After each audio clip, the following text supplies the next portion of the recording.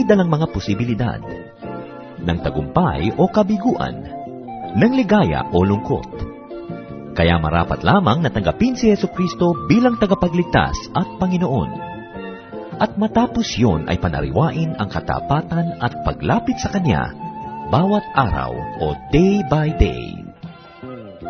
Ang day by day ay naglalayong umalalay sa pang-araw-araw na pamumuhay Kristiyano.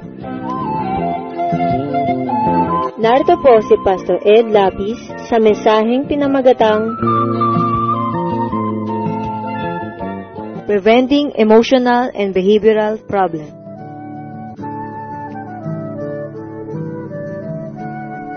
How can emotional and behavioral problems be prevented? Or if they already have begun, how can they be contained? And if they already have become a problem, how can they be solved? The Bible, personal experience and observation can show many ways. And all of this, when filtered by the Word of God, can lead to very interesting solutions or ways that we can get out of this situation, if ever it's happening. Preventing emotional and behavioral problems. Let's say a word of prayer. Heavenly Father, we commit this to you, that you may be our speaker. Give us the wisdom to understand your word and to apply this in our daily life. And we pray, Father, that though this event is run by people like us, we pray that you will be the true speaker. So make your servant a channel of your message, but be the messenger.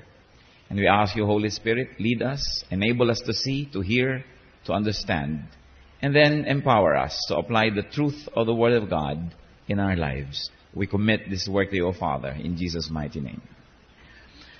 Preventing emotional and behavioral problems. At pag inisip ko po yan, it's like negotiating a slope.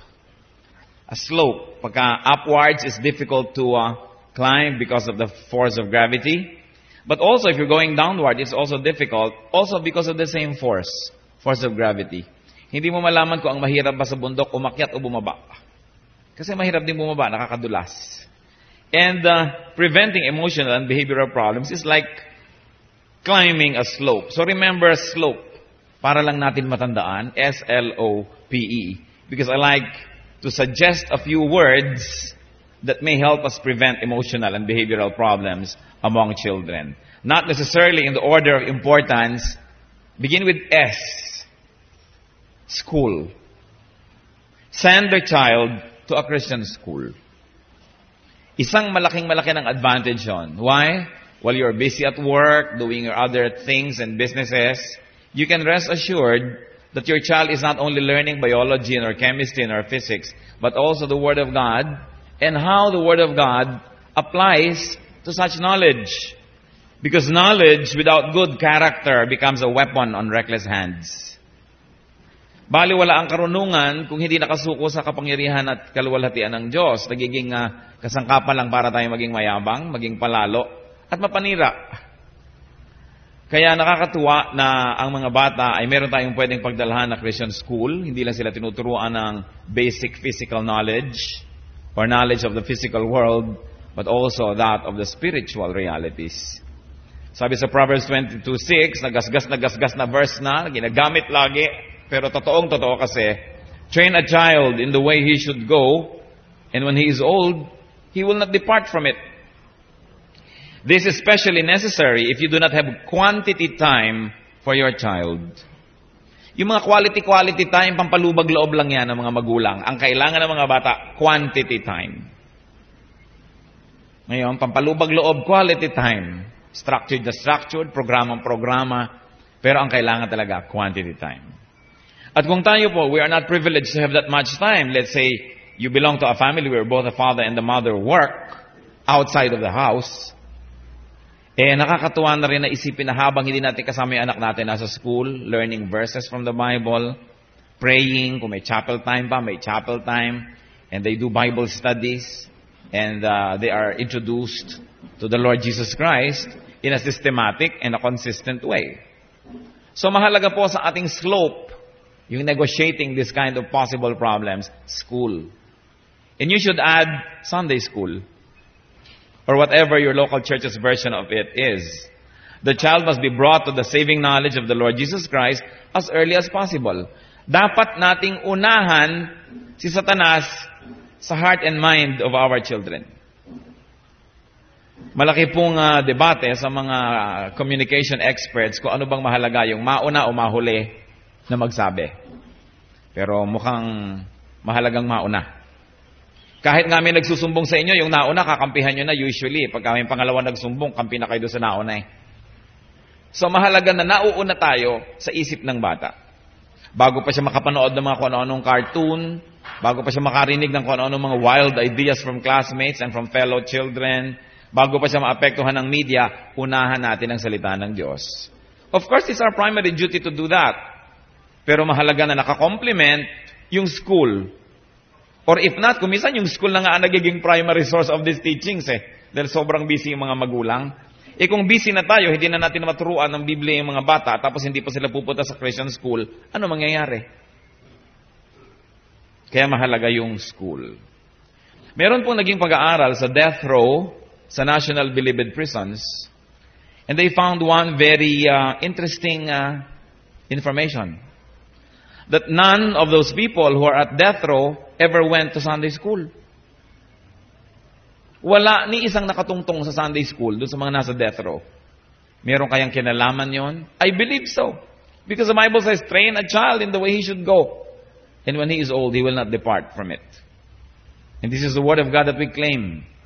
Kaya mahalaga na uuna, school. So ano masasabi ko sa inyo, mga magulang ng paaralan na to?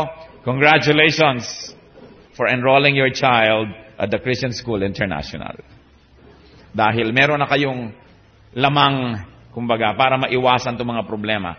It is not a guarantee that your child will be saints and saintly just because they are in a Christian school.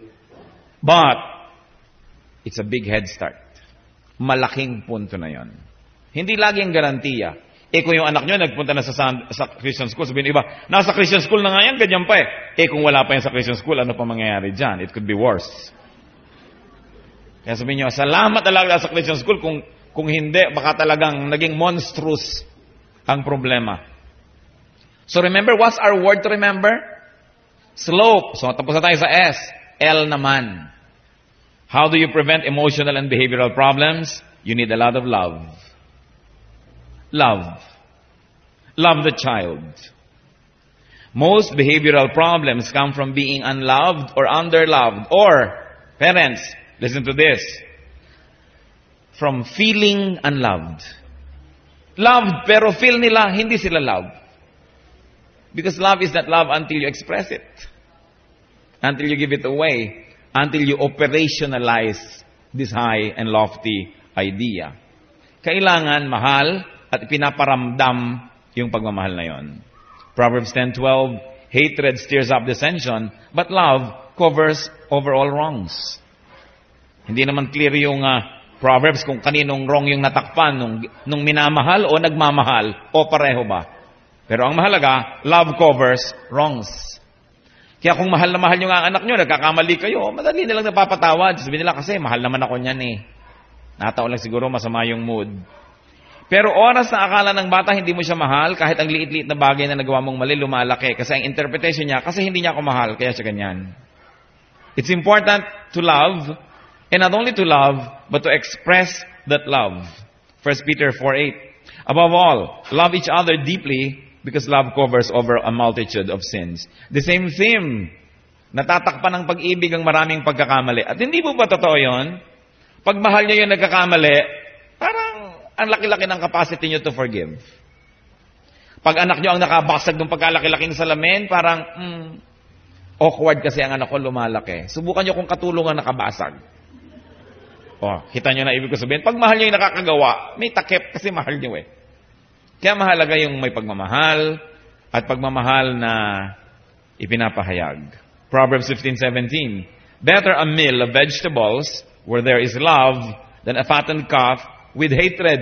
Nung araw kasi hindi uso yung vegetable meal. Pang mahirap lang yun, pang maralita.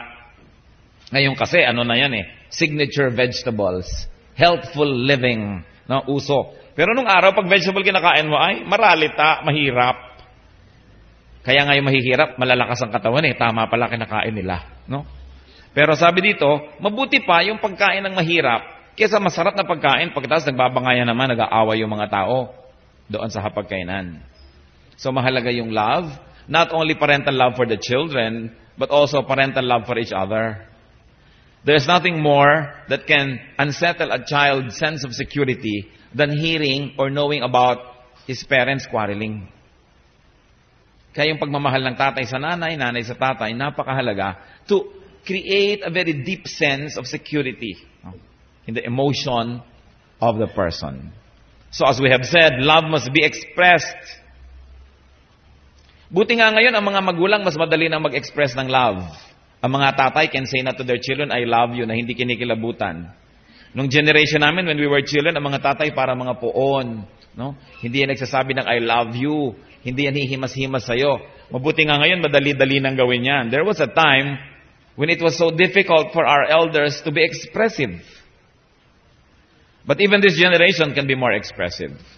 Love must be verbalized. There is power in the spoken word.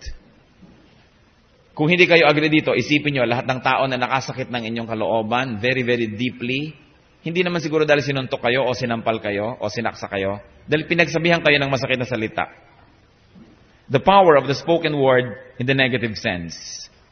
But on the positive side, there's also power of the verbalized, beautiful ideas like love. Sinasabi, hindi tayo nawawalan ng dignity when we say that. So we should learn and relearn to be expressive. So love must also be articulated.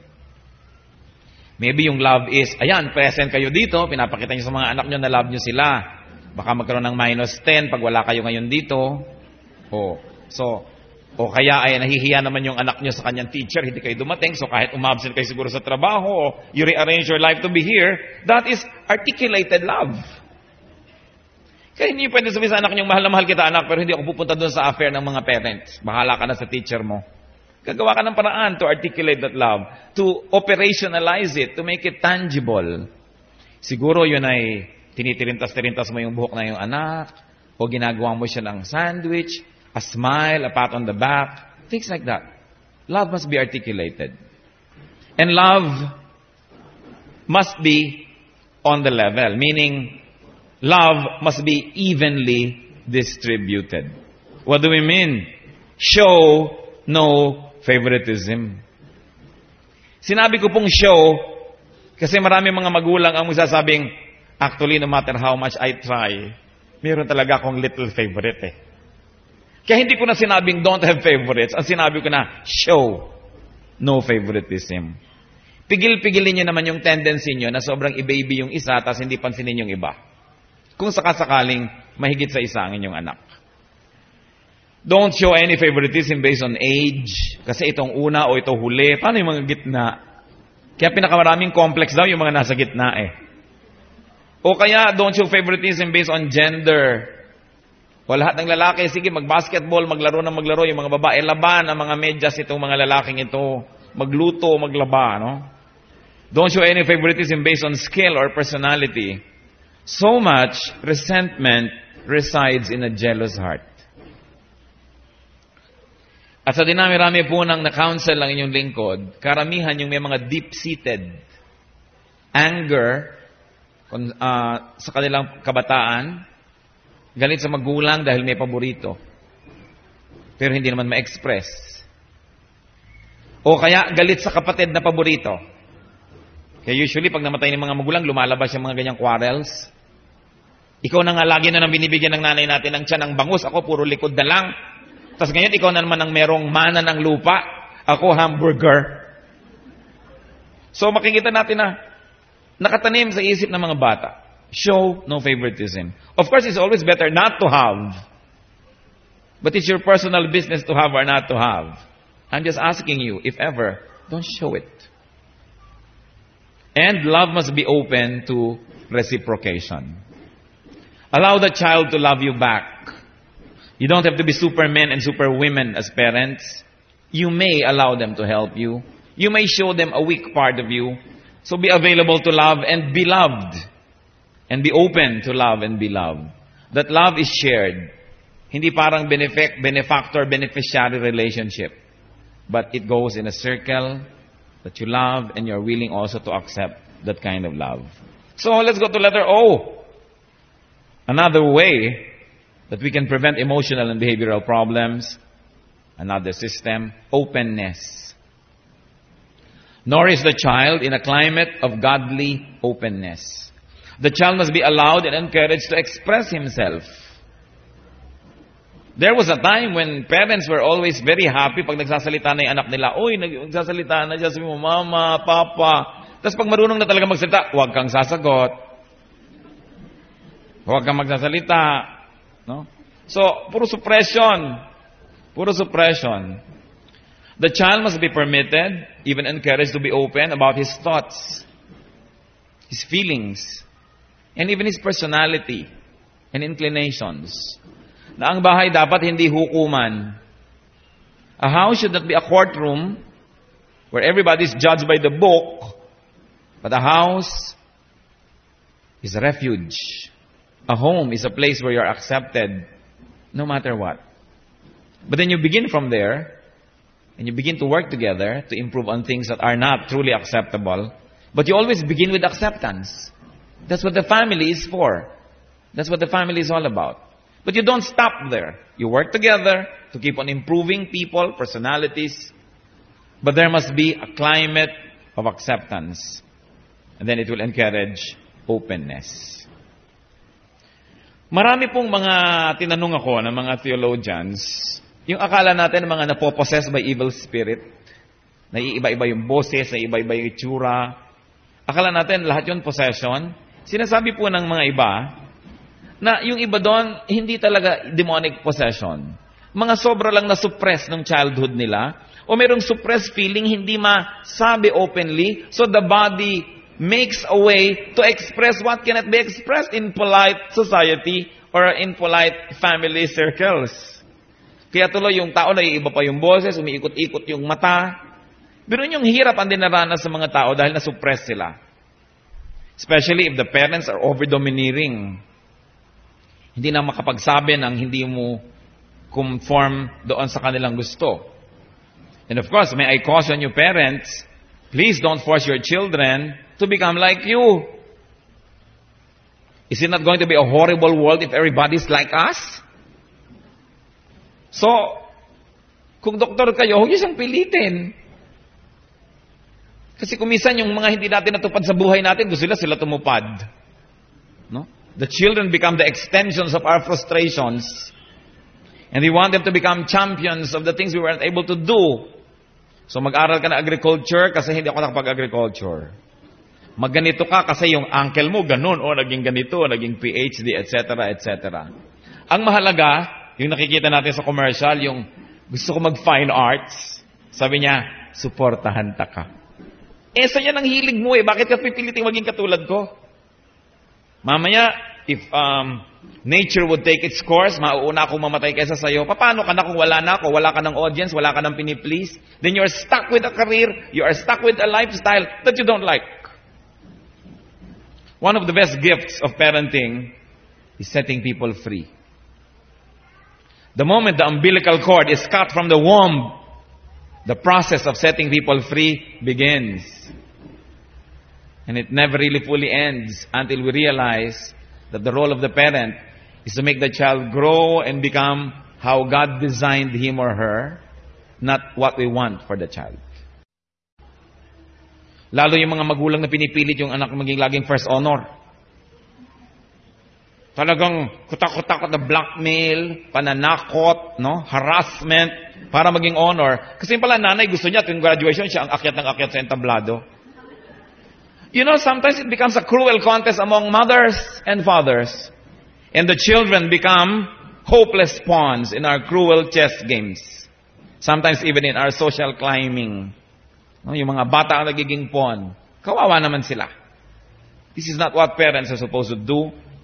Pati ang ministry ni Lord, ang ministry ng Christianity is to set people free. Psalm 146:7, the Lord sets prisoners free. The very message of Christ is freedom. Many forms of it, but freedom. Parents, do not make your home a prison. Kaya tuloy yung ibang mga bata, ayaw umuwi ng bahay. Bakit gabi na bago umuwi, ang aga-aga gustong umalis? Siguro hindi masaya sa bahay. Siguro, yung mga kabarkada lang nila ang nakikinig sa kanila, doon lang sila bida. Sa bahay, hindi. And one of the most terrible things that can happen is to have a great mother or a great father.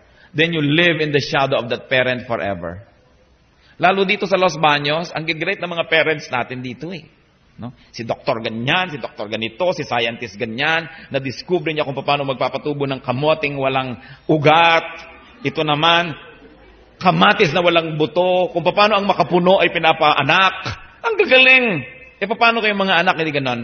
What happens? They begin to have a complex. 2 Corinthians 3:17, where the Spirit of the Lord is, there is freedom. Pati mga anak ng pastors, kaya maraming mga anak ng pastors nagiging problema. Because the church expects the children of pastors to be perfect all the time. There's too much pressure to be perfect. So saan ka bibigay, kailan mo ilalabas yung tunay na ikaw? Tinitiis mo hanggang makakatiis ka, tapos biglang sasabog. No? And then the church begins to feast on such stories about pastors' children. We should be more supportive. It's hard enough to be in the shadow of a great person. Harder still to live in a glass house and be scrutinized by everybody.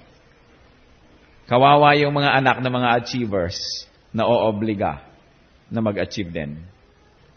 And then in the process, we fail to respect their personhood and the way they were composed, created, and empowered by God. Ephesians 3:12, in Him and through faith in Him, we may approach God with freedom and confidence.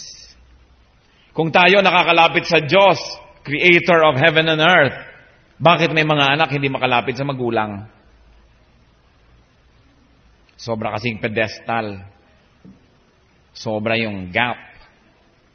And there's a lot of censure and a lot of rejection if they don't fall into our mold. It's important to set children free. Not free to become anything, but free to be what God has designed them to be. So let's accept that not all our children will be scientists. Not all will be artists. Not everybody will be first honor. Not all the mothers will have to keep on going back to the stage every time there's recognition time. Because our children are all different from each other. They're all unique. And it is their uniqueness that makes the world interesting. And it is their uniqueness that makes them interesting. Our role, our duties as parents, is to let that uniqueness come out and blossom and contribute to our nation, contribute to the church, contribute to humanity. You can always be a third-class engineer, but maybe you could be a first-class painter. You can be a third-class accountant, but maybe you can be a first-class whatever. Meron tayong kani-kanyang giftedness. Dapat igalang. And then, of course, a slope, letter P. You guessed it, prayer. Pray for your child. And more than that, pray with your child. Marami namang magulang, pinapanalangin lagi yung anak. Kaya lang, hindi naman sila nananalangin magkasama. It's important to pray with your child. Philippians 4:6, do not be anxious about anything, but in everything, by prayer and petition, with thanksgiving, present your requests to God. So, of course, this is another context, no? These verses. But this can be stretched to apply to what we're trying to say. That you can gather your children, or your child and your spouse, and you present your requests to God together. It's different when children hear you praying. Especially when they hear you praying for them. I know of one person who says that one of the strongest influences in his life was the verbalized prayers of his mother that he heard. Colossians 4:2, devote yourselves to prayer, being watchful and thankful. Kaya mahalaga sa pamilya, meron kayong time to pray together. Ideally, every day. If you cannot be ideal, at least you can still be good. At least once a week. Or as often as possible. But there must be prayer together. So what do you pray for? Pray for errors in parenting already committed. Kasi baka may magsasabi, ngayon ko lang naman narinig na don't show favoritism eh. Kasi ang nanay ko may favorite, ang lola ko may favorite. It's a tradition in our family. So nangyari na, may error na pala, pray. Pray for God's repair and restoration. Also pray for errors that may still be committed.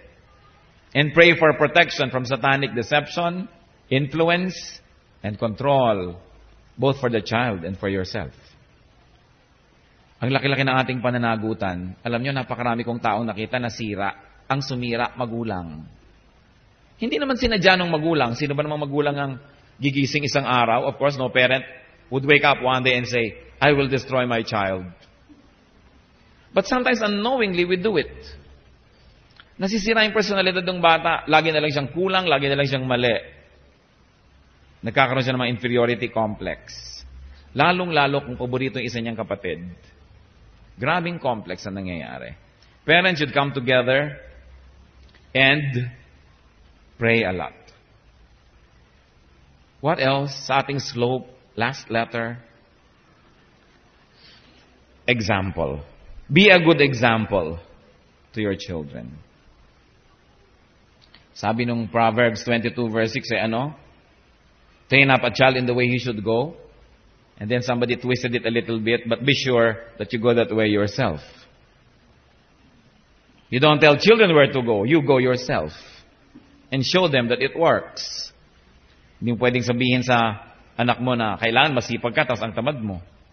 Kailangan magalang ka, tas hindi ka magalang. We go that way ourselves. 1 Corinthians 11:1, Paul said, follow my example as I follow the example of Christ. It takes someone very honest to say, follow my example. Someone very true to say that. 1 Timothy 4:12, sabi ni Paul kay Timothy as a leader, don't let anyone look down on you because you are young, but set an example for the believers in speech, in life, in love, in faith, and in purity. And if our spiritual fathers are mandated to set good examples, our biological mothers and fathers are all the more mandated to do that because we stay with our children. Kaya nga si Jose Rizal, nung sumulat siya sa mga women of Malolos, because the women were forbidden by the Spanish authorities to learn Spanish, but the women wanted to learn so that they could teach their children and they will stop becoming slaves. When the parish priest of Malolos did not permit these women, they petitioned the Governor General. They wrote the Governor General, and they got what they wanted. So Jose Rizal wrote them a letter to the women of Malolos. And he said, it is highly commendable that you are doing this. Because mothers that have slave mentality will only rear children that will become slaves also. Kasi by example, we give gifts to our children. We give them gifts of good schooling, gifts of clothes, of toys, of gadgetry, electronics, whatever.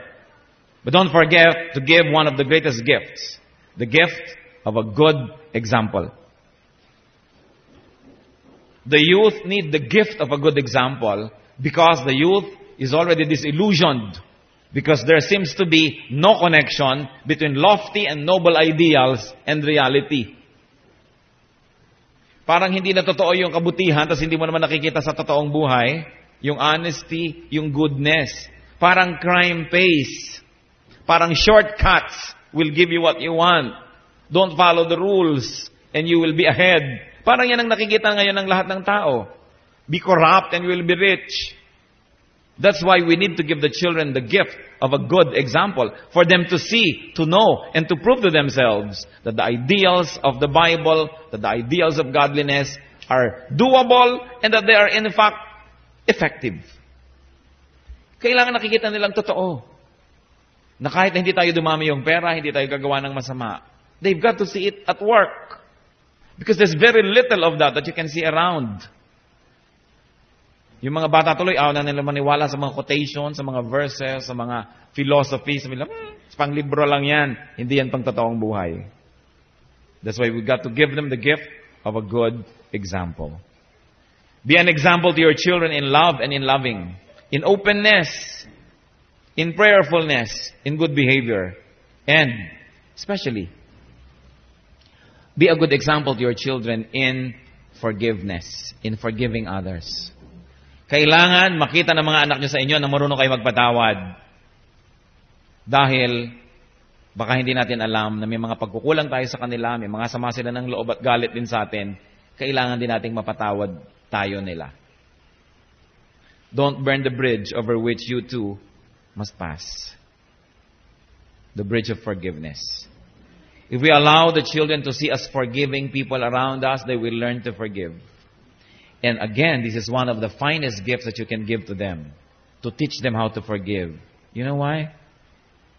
Because there is so much to forgive in one lifetime. So many people to forgive. People wrong us intentionally or unintentionally. And if you are not equipped to forgive, if you don't know how to forgive, you will be living a terrible, miserable, bitter life. There are many cases where the only way out is forgiveness. Because people don't want to be corrected. They don't want to be rectified. They don't want to backtrack. They don't want to be reformed. They don't want to be restored. So what do you do with such people? If you cannot forgive them, what will you do? You will forever be angry. At pagka ikaw ay laging galit, talo ka. Kaya tinuturo ng Diyos, forgive. How can you hurt somebody who forgives? You nearly cannot. Probably you can only for a while. When the person forgives, the person is free. The only way to be free is to forgive. Because every person that you do not forgive becomes your master.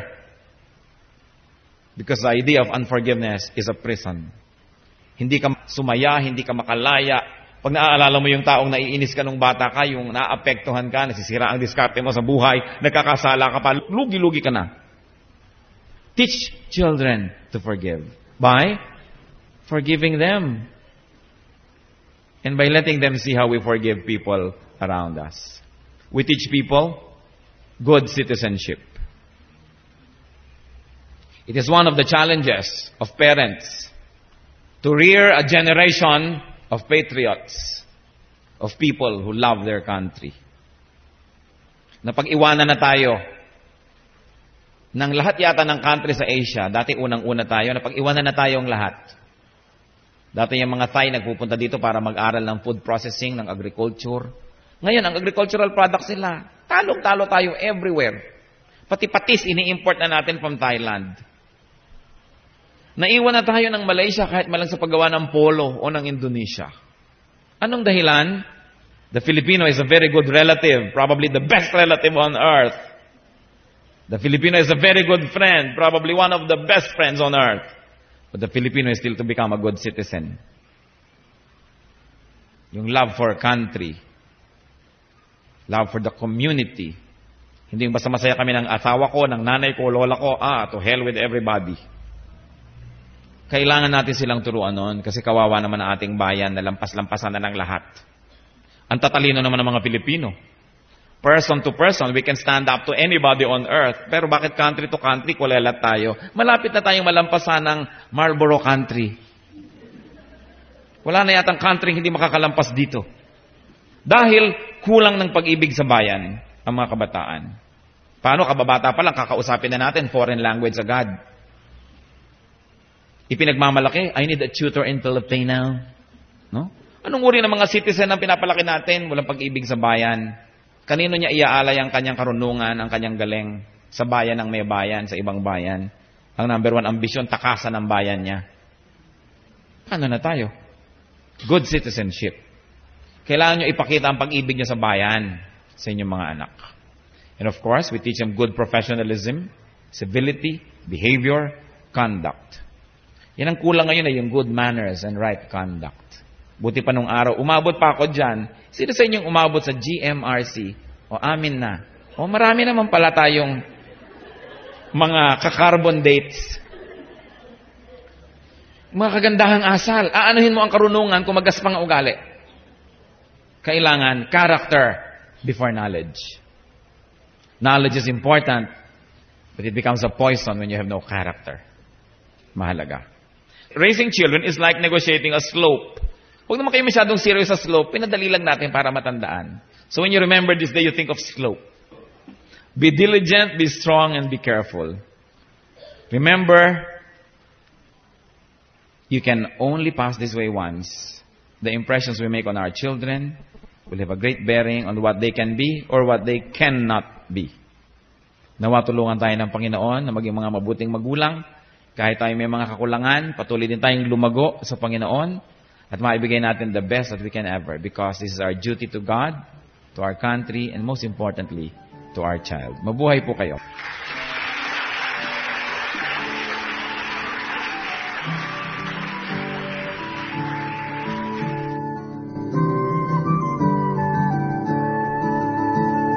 Ang katatapos pong mensahe ni Pastor Ed Lapis ay pinamagatang Preventing Emotional and Behavioral Problems.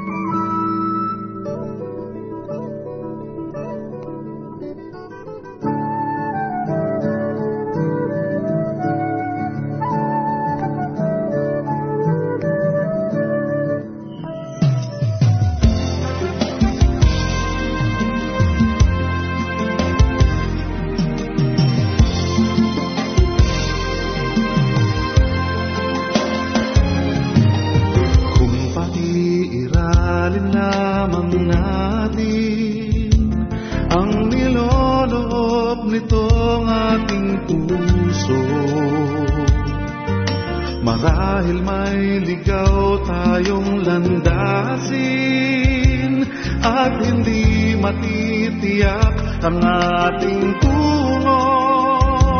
Oo at tunay ang nararamdaman, kailangang makinig sa katwiran. Pagkat pabago-bago ang ating damdamin at baka magkamali tayo sa ating pipiliin.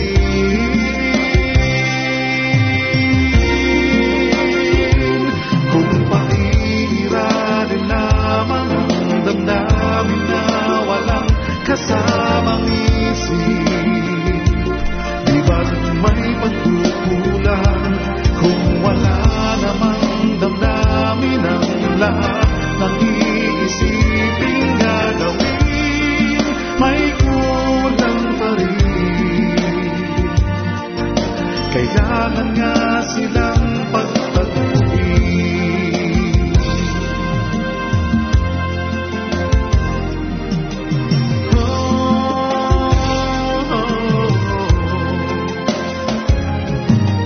Kung paiiralin lamang natin katalasan ng ating kaisipan, marahil may ibang dapat sabihin nang walang hindi sadyang masasaktan. Oo at malinaw ang bawat hakbang, kailangang may pusong tumitimbang. Nang hindi tayo makasaling at magawang panatiliin ang ganda ng pagsasamahan natin. Kung pairalin lamang ang damdamin na walang kasamang isip, di ba't may pagkukulang kung wala namang damdamin ang lahat ng iisipin gagawin, may kulang na rin. Kailangan ang gabay ng Diyos natin. Oh, kung pairalin lamang ang damdamin na walang kasamang isip, di ba't may pagkukulang kung wala namang damdamin ang lahat ng iisipin gagawin, may kulang pa rin. Kailangan ang gabay ng Diyos natin.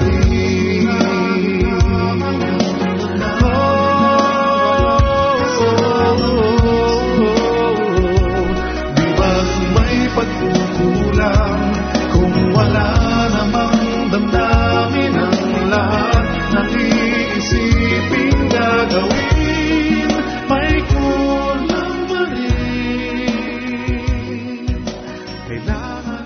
Tayo po ay dumako sa ating hiyas ng lahi. Marami pong hiyas ang ating bayan na dapat ay makilala nating mga Pilipino. At hindi lang makilala, ito ay ating ganap na itanghal at gamitin sa ating pagsambang Kristiyano. Akala kasi ng iba, pag naging Kristiyano na sila, dapat Western na. O kaya kanluranin na ang paraan, ng musika, ng pananamit, ng pagsamba. Subalit napakayaman po ng ating mga kaugalian na kung atin lamang babawiin sa mga gawa ng kaaway at sa kadiliman magagamit para po sa kapurihan ng Panginoon at para rin sa ikatatanghal ng ating lahi. Sa atin pong hiyas ng lahi ay ngayon ay ating pakikinggan ng instrumentong patatag. Ito po ay isang paglikha ng tunog at musika ng mga Kalinga.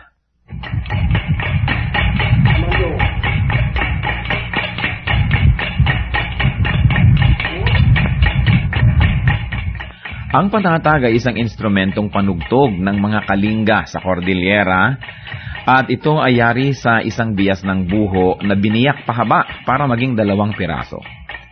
Ang isa o 2 kaputol ng buho ay ipinapatong ng manunugtog sa kanyang 2 hita kung siya'y nakaupo at ito'y salisihan niyang hinahataw ng patpat sa isang maindayog na ritmo habang ang kanyang kamay na walang hawak na patpat ay dadampi-dampi naman dito sa mga buhong ito.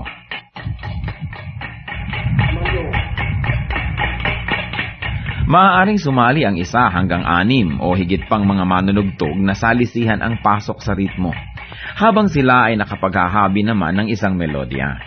Ginagaya ng patatag ang mga musikang nalilikha ng gangsa o ang mga mumunting gongs ng mga katutubong Pilipino sa Cordillera. Ang paglikha ng musika sa ating bayan, lalong-lalo sa mga Kalinga, ay bunga ng pakiramdaman at pagbibigayan ng isang grupo ng manunugtog.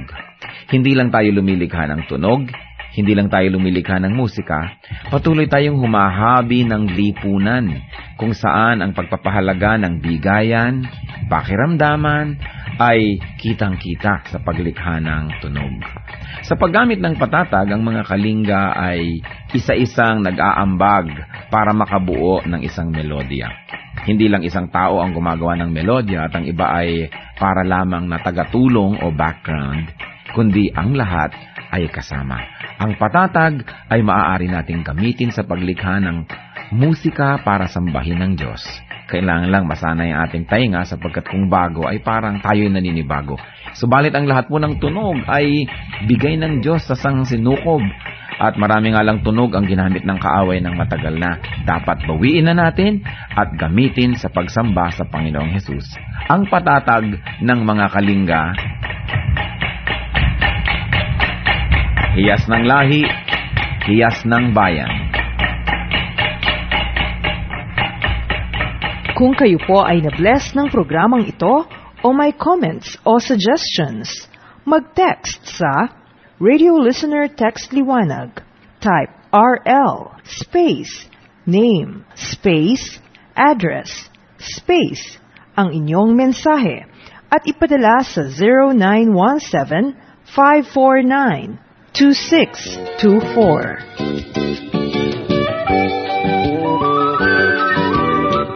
Oras na po para pansamantalang magpaalam ang programang Day by Day. Tayo po'y magsama-sama mula Lunes hanggang Biyernes. Magandang gabi po at mabuhay ang Panginoong Hesus.